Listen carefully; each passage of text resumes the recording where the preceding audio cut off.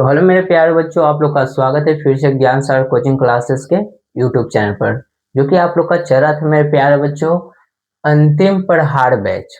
तो अंतिम पढ़ाड़ बैच चल रहा था मेरे प्यारे बच्चों, जो कि फ्री चल रहा था यूट्यूब पर और चल ही रहा है, जिसमें आपको सब्जेक्ट साइंस जो कि हम पढ़ा रहे थे, जो कि रंजन सर, जो कि आपको फिजिक्स का टोटल चैप्टर करा चुके थे। और अब है जो मेरे प्यारे बच्चों, अब सब्जेक्ट बायोलॉजी स्टार्ट किए हैं, जिसमें आपको MVVI क्वेश्चन बताएंगे, जो कि बोर्ड एग्जाम बार बार आप लोग के एग्जाम में पूछता है। तो देखिए चैप्टर 1 स्टार्ट किए हैं, जिसका नाम है जैव प्रकरण। तो इससे क्वेश्चन बहुत ज्यादा पूछा जाता है मेरे प्यारे बच्चों, जिसके कारण आपको एग्जाम में बहुत अच्छा नंबर आ सकते थे। इसको एक एक चीजें ठीक से समझिएगा मेरे प्यारे बच्चों, और मेरा 100% रहेगा समझाने के लिए। आप कितना परसेंट समझते हैं आप पर डिपेंड करता है मेरे प्यारे बच्चों। तो ठीक से समझिएगा एक एक चीजों को, और उसको नोट डाउन कर लीजिएगा, क्योंकि एग्जाम का टाइम बहुत कम है। तो नोट डाउन कर कर उसको याद ही कर लीजिएगा। तो ठीक है, एक एक चीजों को समझते हैं अब हम। तो देखिए, पहले तो मेरे प्यारे बच्चों आप लोग को पता होना चाहिए कि सब्जेक्ट बायोलॉजी है, तो थोड़ा सा बेसिक आपको बताएंगे, क्योंकि उतना टाइम तो नहीं है कि इतना डीप में जाए। तो थोड़ा थोड़ा आपको बेसिक बता दें, जिससे आपको क्लियर हो जाए कुछ। जैसे में कि आपसे पूछेगा कि ये जो बायोलॉजी शब्द है जो कैसे मिलकर बना, तो देखिए बायोलॉजी शब्द है मेरे प्यारे बच्चों, जो दो ग्रीक शब्द से मिलकर बना है। पहला है जो बायोस और दूसरा है जो लोगस। ये दो शब्द है मेरे प्यारे बच्चों, जो ग्रीक शब्द है, जिससे ही मिलकर बायोलॉजी का निर्माण हुआ है। तो देखिए, बायोस का मतलब होता है मेरे प्यारे बच्चे लाइफ, लाइफ यानी कि जीवन। क्या? लाइफ यानी कि जीवन। और लोगोस का मतलब होता है मेरे प्यारे बच्चों स्टडी, यानी कि अध्ययन करना। तो जिस चीज में जीवन का अध्ययन करते हैं मेरे प्यारे बच्चों, उसी को क्या कहते हैं? बायोलॉजी कहते हैं। तो जिस चीज में जीवन का अध्ययन करते हैं उसी को क्या कहते हैं? बायोलॉजी। यानी कि लाइफ का स्टडी जिस चीज में करते हैं उसी को क्या कहते हैं? बायोलॉजी। ये था मेरे प्यारे बच्चों कि बायोलॉजी शब्द का निर्माण कैसे होता है। देखिए, दो शब्द से मिलकर ही बायोलॉजी का निर्माण हुआ है। वो दो शब्द क्या है मेरे प्यारे बच्चों? ग्रीक शब्द है, बायोस प्लस लोगस। बायोस का मतलब होता है लाइफ, और लोगस का मतलब होता है स्टडी, यानी कि लाइफ का स्टडी जिस चीज में करते हैं उसी को क्या कहते हैं? बायोलॉजी कहते हैं, यानी कि जीव विज्ञान कहते हैं। जीवन का अध्ययन जिस चीज में करते हैं मेरे प्यारे बच्चों, उसी को जीव विज्ञान कहते हैं। अब देखिए मेरे प्यारे बच्चों, अभी जैव प्रकरण तो समझिएगा कि जैव प्रकरण क्या है। तो देखिए, जैव प्रकरण क्या है? तो जीवों में संपन्न होने वाली वे सभी क्रियाएं जो सम्मिलित रूप से अनुरक्षण का कार्य करती है।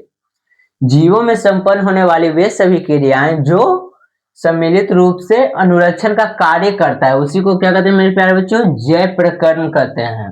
एक बार ठीक से सुनिएगा कि जीवों में संपन्न होने वाली वे सभी क्रियाएं जो सम्मिलित रूप से अनुरक्षण का कार्य करती है, उसी को क्या कहते हैं मेरे प्यारे बच्चों? जैव प्रकरण कहते हैं।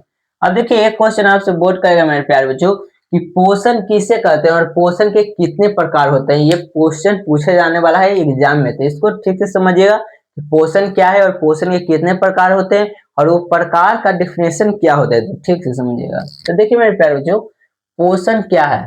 तो पोषण वह जैव प्रकरण जिसके अंतर्गत जीव पोषक तत्व को ग्रहण करके उसका उपयोग करते हैं। बोल रहा है कि वह जैव प्रकरण जिसके अंतर्गत जीव पोषक तत्वों को ग्रहण करके उसका उपयोग करते हैं, पोषक तत्वों को ग्रहण करके उसका उपयोग करते हैं, उसे ही क्या कहते हैं मेरे प्यारे बच्चों? पोषण कहते हैं। क्या कहते हैं? पोषण। अब देखिए मेरे प्यारे बच्चों, पोषण दो प्रकार का होता है, स्वपोषण और परपोषण। क्या? स्वपोषण और परपोषण, दो प्रकार के पोषण होता है। अब देखिए, स्वपोषण किसे कहते हैं? तो देखिए समझिएगा, स्वपोषण की वह विधि जिसमें जीव भोजन के लिए किसी दूसरे जीव पर निर्भर नहीं रहता। ये बोल रहा है मेरे प्यारे बच्चों कि स्वपोषण की वह विधि जिसमें जीव होता है जो भोजन के लिए किसी दूसरे जीव पर निर्भर नहीं होता है, वो स्वयं पर निर्भर होता है, उसी को कहते हैं स्वपोषण जीव। अब देखिए मेरे प्यारे बच्चों, स्वपोषण जीव में क्या क्या आ जाएगा। देखिए, हमारे हरे पेड़ पौधे है, शैवाल हो जाएगा मेरे प्यारे बच्चों। हमारे हरे पेड़ पौधे हैं मेरे प्यारे बच्चों, जो क्या है? स्वपोषण जीव है। वो खुद अपना भोजन बनाता है, जो कि प्रकाश संश्लेषण के द्वारा बनाता है। ये भी MVVI क्वेश्चन है मेरे प्यारे बच्चों की पूछेगा आपसे कि पौधों में पोषण किस प्रकार से होता है, जंतुओं में पोषण किस प्रकार से होता है, तो उसको आगे समझेंगे। तो वही है कि स्वपोषण किसे कहते हैं जी मेरे प्यारे बच्चों? जो स्वयं भोजन बनाए, किसी दूसरे जीव पर भोजन के लिए न निर्भर हो, तो उसे कहते हैं स्वपोषण जीव। अब देखिएगा सेकंड प्रकार था कि परपोषण क्या है, तो परपोषण की वह विधि जिसमें जीव भोजन के लिए किसी दूसरे जीव पर निर्भर रहता हो। इसमें है कि किसी दूसरे जीव पर निर्भर रहेगा, उसी को क्या कहेंगे, परपोषण। अब देखिए परपोषण जैसे में क्या हो जाएगा, मानव, हम लोग हैं जो मेरे प्यारे बच्चों, क्या है कि परपोषण है, पेड़ पौधे पर आधारित हैं। अगर पेड़ पौधे ना रहे तो क्या है, हम लोग का जीवन संभव नहीं है, क्योंकि उसी से जीवन है। अब देखिए जानवर हो गया, कीड़ा मकोड़ा हो गया, ये सब जो जीव है मेरे प्यारे बच्चों, कैसा जीव है, परपोषण है। जो स्वयं भोजन बना ले वो स्वपोषण, जो भोजन के लिए किसी दूसरे जीव पर निर्भर है मेरे प्यारे बच्चों, उसे क्या कहते हैं, परपोषण। तो ये पोषण था, पोषण के प्रकार था। तो ये आई होप आपको समझ में आया होगा मेरे प्यारे बच्चों, ये क्योंकि एग्जाम में आता ही आता है, 2 नंबर में पूछेगा ही पूछेगा कि पोषण किसे कहते हैं और पोषण के कितने प्रकार होते हैं, बताइए। अब देखिए दूसरा क्वेश्चन है कि आपसे पूछेगा पोषण पोषण के प्रकार, तो आप देख लीजिए। फिर आपसे पूछ सकता है कि प्रकृति के आधार पर पोषण के कितने प्रकार होते हैं, इसका पर पोषण का, जो कि पोषण का दूसरा प्रकार था, तो वही पूछेगा कि प्रकृति के आधार पर पोषण के कितने प्रकार होते हैं। तो मेरे प्यारे बच्चों समझिएगा कि प्रकृति के आधार पर पोषण को 3 भागों में बांटा गया है। कितना भागों में बांटा गया है, 3 भागों में बांटा गया है। पहला हो गया मेरे प्यारे बच्चों परजीवी पोषण, दूसरा हो गया मृतोजीवी पोषण, तीसरा हो गया प्राणी संपोषण। पहला हो गया परजीवी पोषण, दूसरा हो गया मेरे प्यारे बच्चों मृतोजीवी पोषण, और थर्ड हो गया प्राणी संपोषण। अब समझिएगा कि परजीवी, मृतोजीवी और प्राणी संपोषण किसे कहते हैं। तो देखिए पहले समझते हैं कि परजीवी पोषण क्या है। तो दो जीवों के बीच परस्पर वैसा संबंध जिसमें एक जीव का लाभ हो, बोल रहा है कि दो जीवों के बीच परस्पर वैसा संबंध जिसमें एक जीव को लाभ होगा, क्या होगा, एक जीव को लाभ होगा और दूसरे जीव को हानि, एक जीव को लाभ और दूसरे जीव को हानि, तो वैसे जीव को क्या कहते हैं, परजीवी कहते हैं। जैसे में देख लीजिए कि मानव के सिर के बालों में रहने वाला जू, यानी कि मानव के सिर है और सिर में जो बाल है मेरे प्यारे बच्चों, उसमें जो जू होता है, यानी कि जिसे हम लोग ठेठ भाषा में बोल सकते हैं कि ढील, जो ढील होता है वो कैसा जीव है, तो परजीवी जीव है, जिसमें एक जीव को लाभ होता है और एक जीव को हानि। यानी कि देखिए हम और जो ढील है, जो दोनों तो जीव है, और उसमें क्या होता है कि वो ढील होता है जो हम लोग का ब्लड चूसता है, तो वो क्या करता है, ब्लड खाता है, तो वो क्या होता है, उसको लाभ होता है और हम लोग को क्या होता है, हानि। तो वही बोल रहा है कि दो जीवों के बीच ऐसा परस्पर संबंध जिसमें एक जीव को लाभ हो और दूसरे जीव को हानि हो, तो वैसे जीव को क्या कहेंगे, परजीवी कहेंगे मेरे प्यारे बच्चों। परजीवी पोषण हो रहा है। अब देखिए मृतोजीवी पोषण क्या है, तो पोषण का वह रूप जिसमें जीव अपना पोषण सड़े गले और मरे हुए जीव से करता है, सड़े गले एवं मरे हुए जीव से प्राप्त करता है, तो उसे क्या कहेंगे, मृतोजीवी कहेंगे। तो जंतुओं से प्राप्त करता है तो उसे ही मृतोजीवी कहते हैं। ये क्या है कि सड़े गले एवं मरे जीव होता है जिससे भोजन प्राप्त करता है, तो उसी को क्या कहेंगे, मृतोजीवी कहेंगे। अब देखिए मृतोजीवी में क्या क्या आ सकता है, कवक हो जाएगा, जीवाणु हो जाएगा, विषाणु होगा, प्रोटोजोआ हो जाएगा, तो ये सब जीव है मेरे प्यारे बच्चों जो क्या है, मृतोजीवी पोषण है। अब देखिए आपका प्राणी संपोषण लास्ट है जो कि प्राणी संपोषण, तो इसको देखिए पोषण का वह रूप जिसमें जीव अपना पोषण ठोस, क्या ठोस या तरल पदार्थों के रूप में प्राप्त करता है। बोल रहा है कि प्राणी संपोषण उसे कहते हैं जो ठोस एवं तरल पदार्थों के रूप में अपना भोजन प्राप्त करता है, उसी को क्या कहते हैं, प्राणी संपोषण। अब देखिए प्राणी संपोषण में क्या आ जाएगा कि जैसे में क्या हुआ, तो हम लोग हैं जो देखिए हम लोग ठोस पदार्थ भी खाते हैं और क्या करते हैं, तरल पदार्थ भी खाते हैं, तो इसमें क्या हो जाएगा, प्राणी संपोषण में हम लोग आएंगे। अब देखिए मेढक हो गया, मेढक भी क्या करता है कि ठोस और तरल दोनों पदार्थ को भोजन के रूप में ग्रहण करता है, यानी कि पोषण के रूप में लेता है, तो उसे क्या कहेंगे मेरे प्यारे बच्चों, प्राणी संपोषण। तो आप लोग देखें कि पोषण क्या है, पोषण के कितने प्रकार होते हैं और प्रकृति के आधार पर पोषण कितने प्रकार के होते हैं। तो आप लोग को समझ में इतना आया होगा। तो अब आगे चलते हैं MVBI क्वेश्चन पर कि पौधों में किस प्रकार से पोषण होता है, जंतुओं में पोषण किस प्रकार से होता है और अमीबा में पोषण किस प्रकार से होता है। ये 3 क्वेश्चन है जो मेरे प्यारे जो एमवीवीआई क्वेश्चन है, जो आगे हम देखते हैं। इसको आप लोग नोट डाउन कीजिए और आगे देखिएगा।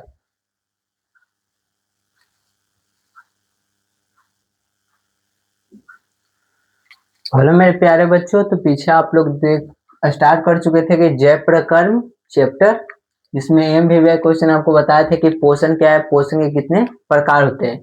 अब समझिएगा मेरे प्यारे बच्चों कि पौधों में पोषण किस प्रकार से होता है और जंतुओं में पोषण किस प्रकार से होता है। इसे सही से समझिएगा मेरे प्यारे बच्चों, क्योंकि ये एमवीवीआई क्वेश्चन है। देखिएगा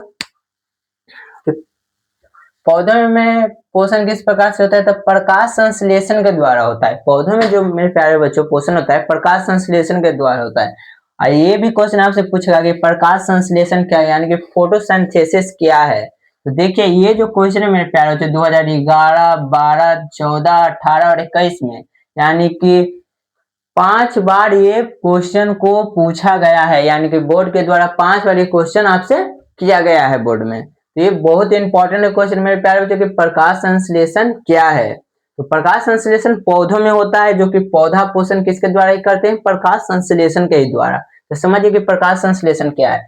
तो प्रकाश संश्लेषण वह प्रक्रम या विधि है जिसके द्वारा सभी हरे पेड़ पौधे सूर्य के प्रकाश के उपस्थिति में, किसके उपस्थिति में, सूर्य के प्रकाश के उपस्थिति में। यहाँ पर दिमाग को एकदम सेट कर लीजिए कि प्रकाश संश्लेषण वह प्रक्रम है जिसके द्वारा सभी हरे पेड़ पौधे सूर्य के प्रकाश के उपस्थिति में अपना भोजन तैयार करते हैं, जिसे ही प्रकाश संश्लेषण कहते हैं। हरे पेड़ पौधे होते हैं मेरे प्यारे बच्चों जो सूर्य के उपस्थिति में ही अपना भोजन तैयार करते हैं, और वो जो भोजन तैयार करते हैं उसी विधि को क्या कहते हैं, प्रकाश संश्लेषण कहते हैं। अब देखिए मेरे प्यारे बच्चों कि प्रकाश संश्लेषण की क्रिया के लिए मुख्य रूप से 4 चीजों की जरूरत होती है। ये 4 चीज ना हो तो प्रकाश संश्लेषण नहीं हो सकता है। तो पहला देख लीजिए, पहला होता है कार्बन डाइऑक्साइड, जिसे हम CO2 बोलते हैं।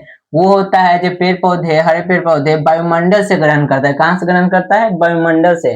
अब देखिए जल है, जल यानी कि H2O, जिसे रासायनिक नाम है H2O।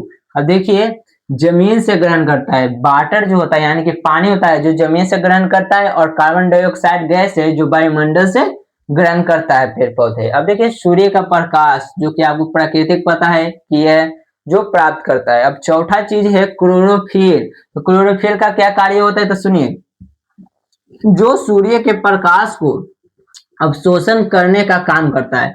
तो ये भी आप सब्जेक्ट में क्वेश्चन कर सकता है कि सूर्य के प्रकाश को अवशोषण करने का काम कौन करता है, तो क्लोरोफिल करता है। और इसके कारण ही मेरे प्यारे बच्चों हरे पेड़ पौधे होते हैं, क्लोरोफिल के ही कारण। अब देखिए यहाँ पर कि रिएक्शन क्या है। तो रिएक्शन देखिए 6CO, ये रिएक्शन आपको याद रखना है प्रकाश संश्लेषण में, क्योंकि इतना लिख दीजिएगा और ये रिएक्शन नहीं लिखिएगा तो आपको नंबर नहीं मिलेगा। तो ये लिखिएगा, देखिए 6CO2 यानी कि 6 गो कार्बन डाइऑक्साइड है। अब देखिए यहाँ पर 12H2 यानी कि 12 गो वाटर है, पानी है, और किसके प्रेजेंस में, सनलाइट और क्लोरोफिल के प्रेजेंस में हो रहा है। तो बनाता है क्या, तो देखिए बनाता है ग्लूकोज, यानी कि C6H12O6 क्या है, ग्लूकोज है, और 6 गो O2 बनाता है, और 6 गो वाटर का निर्माण होता है। तो ये रिएक्शन आपको बनाना आना चाहिए। तो मेरे प्यारे बच्चों ये बहुत इंपॉर्टेंट रिएक्शन है। तो देखिए 6CO2 है, 12H2 है, तो देखिए क्या बनाता है ये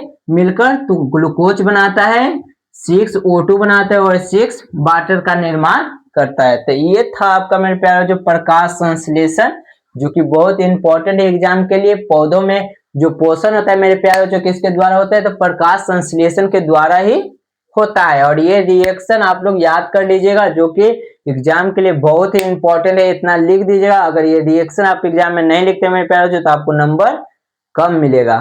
अब देखिए सेकंड क्वेश्चन क्या है एमवीवीआई कि जंतुओं में पोषण यानी कि न्यूट्रिशन इन एनिमल्स, एनिमल्स में किस प्रकार से पोषण होता है, यानी कि जंतुओं में पोषण किस प्रकार से होता है। तो देखिए पौधों में अपना पोषण के लिए आत्मनिर्भर होते हैं। पौधा तो अपना पोषण के लिए क्या होता है मेरे प्यारे बच्चों, आत्मनिर्भर होता है, खुद पर होता है। जबकि जीवधारी यानी कि हम लोग पेड़ पौधे पर निर्भर रहते हैं। और हम लोग है जीवन धारे हैं जो किस चीज पर निर्भर है, पेड़ पौधे पर है। अगर पेड़ पौधे नहीं रहेगा मेरे प्यारे बच्चों तो हम लोग का जीवन संभव नहीं है।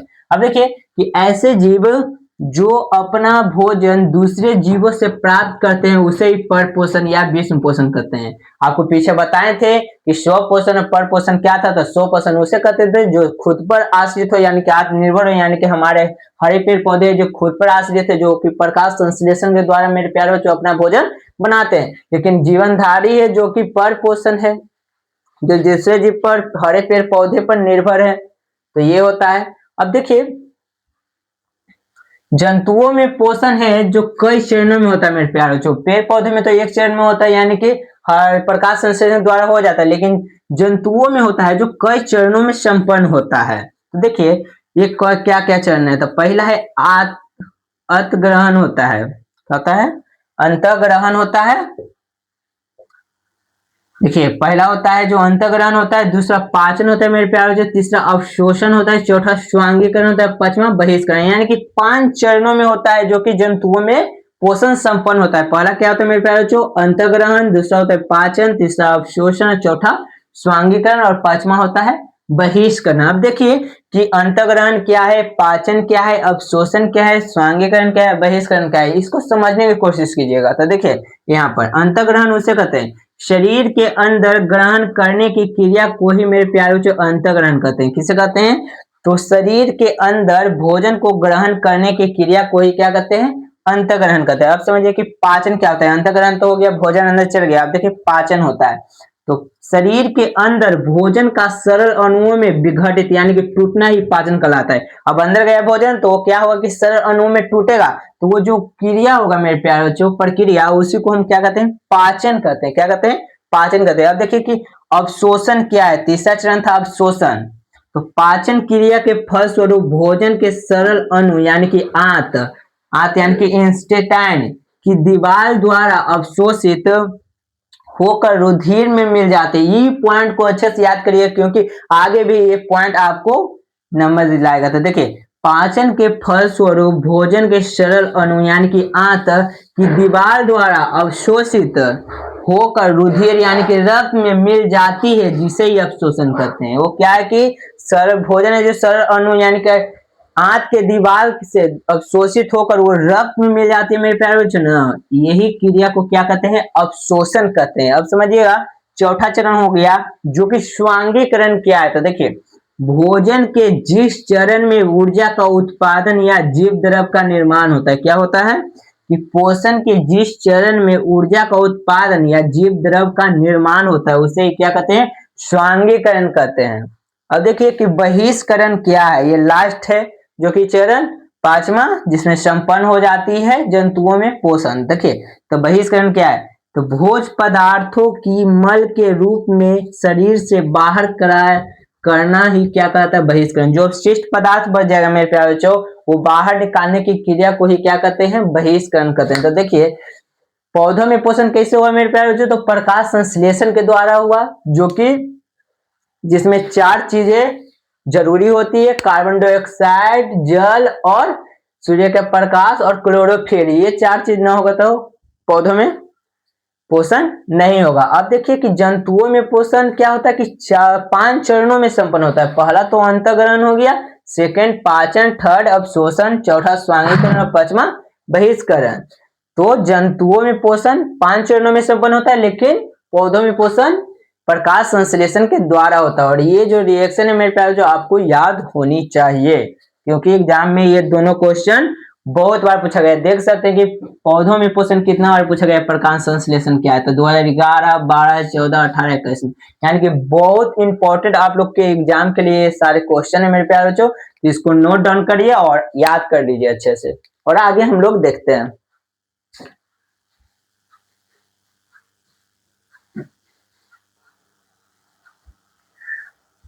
तो अब देखिएगा मेरे प्यारे बच्चों, अब क्वेश्चन एक और है जो कि है अमीबा में पोषण किस प्रकार से होता है।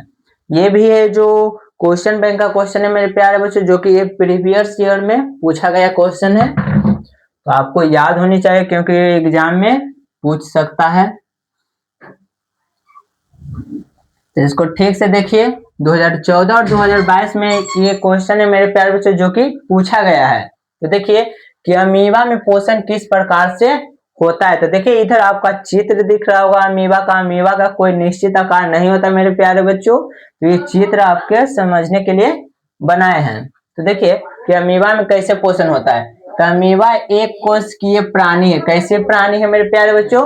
तो अमीबा एक कोशिकीय प्राणी है जो कि उसका कोई निश्चित आकार नहीं होता है। अब देखिए कि यह अपना भोजन प्राणी संपोषी के आधार पर शैवाल, जीवाणु और विषाणु कवक को कुटपाद की सहायता से ग्रहण करता है। किसके सहायता से करता है। तो कुटपाद के सहायता से ही करता है। देखिए इधर कुटपाद आपको दिख रहा होगा। कुटपाद के ही सहायता से यह क्या करता है अमीबा भोजन को ग्रहण करता है। अब देखिए कि अमीबा अपने सतही स्तर पर उंगलीनुमा संरचना बनाता है। ये पॉइंट याद रखिएगा कि अमीबा अपने सतही स्तर पर कैसा संरचना बनाती है। तो उंगलीनुमा संरचना बनाता है जिसे कुटपाद कहते हैं। और उसी को क्या कहते हैं मेरे प्यारे बच्चों कुटपाद कहते हैं। देखिए उंगलीनुमा संरचना बनाया हुआ है इसी को क्या कहते हैं कुटपाद कहते हैं। तो ये समझिए कुटपाद किसे कहते हैं।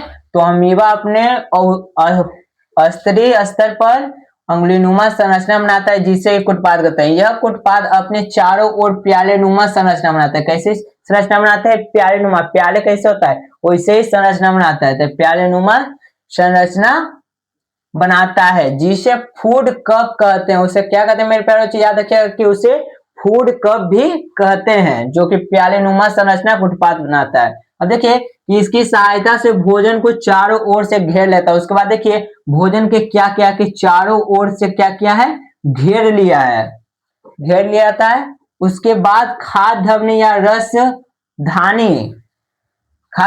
रसधानी का निर्माण कर किसका निर्माण करता है खाद्य धानी और रसधानी का क्या करता है मेरे प्यारे बच्चों निर्माण कर अमीबा अपने एंजाइम का स्त्राव करता है। और अमीबा है जो मेरे प्यारे बच्चों एंजाइम का स्त्राव करता है। तो देखिए कि कौन कौन सा एंजाइम होता है। तो याद रखिएगा टिप्सिन, पेप्सिन, इमाइलेज और इत्यादि। ये जो तीन है जो मेरे प्यारे बच्चों ये तीन एंजाइम का स्त्राव करता है कौन अमीबा। तो वो कौन सा तीन एंजाइम है जो याद रखिएगा शायद ऑब्जेक्टिव में पूछ सकता है आपसे।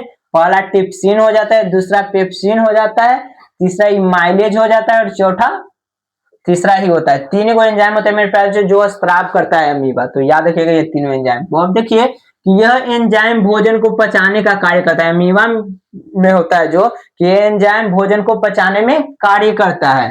अब देखिए कि भोजन का पाचन खाद्य रिक्तिया में होती है। ये भी पूछ सकता है कि भोजन का पाचन कहाँ पर होता है मेरे प्यारे बच्चों। तो खाद्य रिक्तिया ये है जो मेरे प्यारे बच्चों खाद्य रिक्तिया है जो आपको दिख रहा होगा चित्र में। ये जो खाद्य रिक्तिया में ही संपन्न होता है पाचन अमीबा का। और इस प्रकार से अमीबा सारा पोषक तत्वों को ग्रहण करता है। और इस प्रकार से क्या करता है अमीबा सारा पोषक तत्वों को ग्रहण कर लेता है।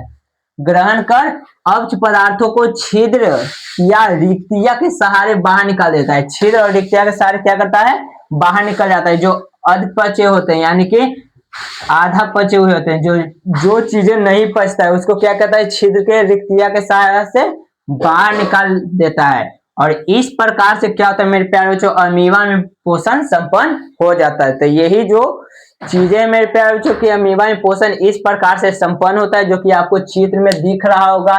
इसमें बीच में केंद्रक है मेरे प्यारे बच्चों ये खाद्य कण है। तो देखिए खाद्य कण यहाँ पर है। उसके बाद क्या किया कुटपाद उंगलीनुमा संरचना बनाकर क्या किया भोजन को अंदर लिया। उसके बाद क्या हुआ कि उसका पाचन अंदर संपन्न हुआ था। कहाँ पर होता है तो खाद्य रिक्तिया में पाचन संपन्न होता है मेरे प्यारे जो अमीबा का। उसके बाद क्या कि सारा पोषक तत्व को ग्रहण किया। उसके बाद छिद्र के द्वारा कहो कि अधपचे भोजन को क्या किया बाहर निकाला। और इस तरीका से कहा मेरे प्यारे बच्चों की अमीबा में पोषण हुआ। तो ये था जो मेरे प्यारे बच्चों ओवरऑल क्वेश्चन क्या क्या आपको बताएं। तो पहला क्वेश्चन आपको बताए थे कि पोषण क्या है पोषण के कितने प्रकार होता है। तो मेरे प्यारे बच्चों पोषण के दो प्रकार हुआ था स्व पोषण और पर पोषण। उसके बाद क्या बताएं कि पौधों में पोषण किस प्रकार से होता है तो प्रकाश संश्लेषण के द्वारा हुआ था। उसके बाद क्या बताए थे आपको कि जंतुओं में पोषण कितने चरणों में संपन्न होता है तो 5 चरणों में हुआ था। अंतःग्रहण और उसके बाद पाचन हुआ था, अवशोषण हुआ था, स्वांगीकरण हुआ था और बहिष्करण से हुआ था। उसके बाद क्या आपको बताएं कि अमीबा में पोषण किस प्रकार से होता है, जो कि ये जो क्वेश्चन आपको बताया है मेरे पास, जो MVVI क्वेश्चन इस वीडियो में आपको बताया गया है, जो कि बोर्ड एग्जाम के लिए बहुत ही हेल्पफुल क्वेश्चन है। तो इसको ठीक से आप लोग देख लीजिएगा और इसको नोट डाउन कर लीजिएगा। उसके बाद तो आपको एग्जाम में पता चलेगा कि ये वीडियो कितना इंपॉर्टेंट था आपके एग्जाम के लिए। तो आज के लिए इतना ही मेरे प्यारे बच्चों, क्योंकि एक क्वेश्चन सिर्फ इसमें एक टॉपिक रह गया है कि मानव पाचन तंत्र का संक्षिप्त वर्णन कीजिए, जो कि वो मेरे प्यारे बच्चों वो बड़ा है, तो उसको समझाने के लिए थोड़ा सा और ज्यादा टाइम लगेगा। तो ये वीडियो बड़ा हो जाएगा, इसके कारण आपको एक लेक्चर बना देंगे। अगले लेक्चर में बता देंगे आपको कि मानव का पाचन तंत्र का संक्षिप्त वर्णन किस प्रकार से किया जाता है और एग्जाम में आप किस प्रकार से लिख सकते हैं, तो आपको नंबर मिलता है। तो आज के लिए इतना ही, अब मिलते हैं अगले लेक्चर में।